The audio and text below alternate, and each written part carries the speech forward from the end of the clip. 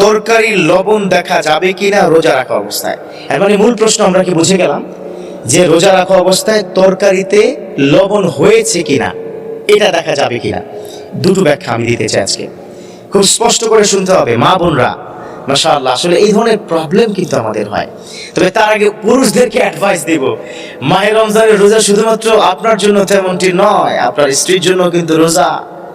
আপনি যদি জিহ্বায় চেক না করতে পারেন আপনার স্ত্রী করবে কি করে, এটা বুঝতে হবে আপনাদেরকে। আমরা কিন্তু খুব কঠিন হয়ে যাই।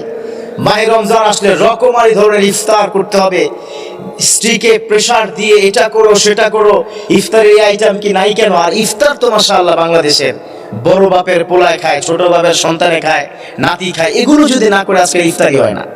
রকমারি খাবারের নাম কিন্তু ইফতারি নয়। আমার বিশ্বনবী কি বলে দিয়েছেন খুব স্পষ্ট কথা, মান ফাত্তারা সাইমান খুবজান লাবানান মান।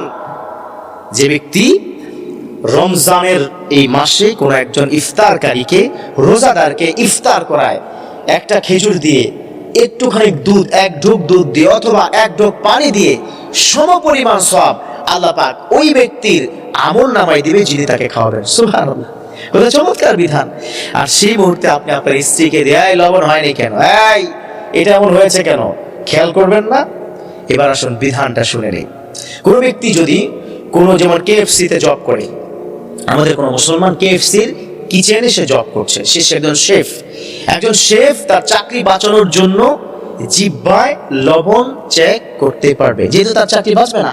তবে হ্যাঁ, সেটা যেন কোনো কারণে গলা পর্যন্ত না নেয়, কারণ জিহ্বাতে বলে দিবে লবণ হয়েছে কিনা, গলায় কি বলে না। আপনি সাথে সাথে থুতু করে ফেলে দিবেন, প্রয়োজনে কুলি করে ফেলবেন। এটা যারা শেফ আছেন, যারা চাকরি করছেন তাদের জন্য, না হয় এখানে শত শত মানুষের রান্নায় ঝামেলা হবে, তাদের রান্নায় কোনো ধরনের অসুবিধার কারণে আপনি চাকরি হারা হতে পারেন। এরকম কোনো আশঙ্কা বা ভয় থাকলে ডেফিনেটলি আপনি জিহ্বার টেস্টটা করতে পারবেন।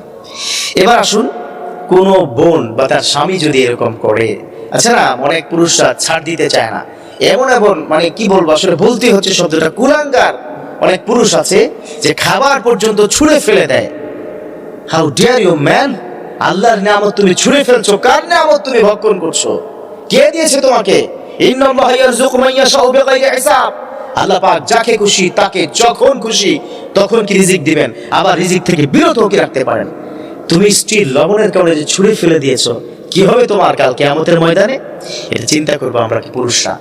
আর যদি মা অথবা বোন, আপনাদেরকে বলছি, যদি এরকম হয় একটু কঠিন আপনার স্বামী হয়, তাহলে অবশ্যই আপনিও লবণ চেক করতে পারবেন, ঝাল চেক করতে পারবেন। তবে ডেফিনেটলি আপনি কুলি করে ফেলে দিবেন, গলার এই পর্যন্ত যেন না যায়। আল্লাহ পাক আমাদের পুরুষদেরকে অন্তত এইটুক বিষয়ে ছাড় দেওয়া এবং মহিলাদেরকে এই অংশটুকু বোঝার, ধৈর্য সহকারে মানার তৌফিক দান করুক। আমিন।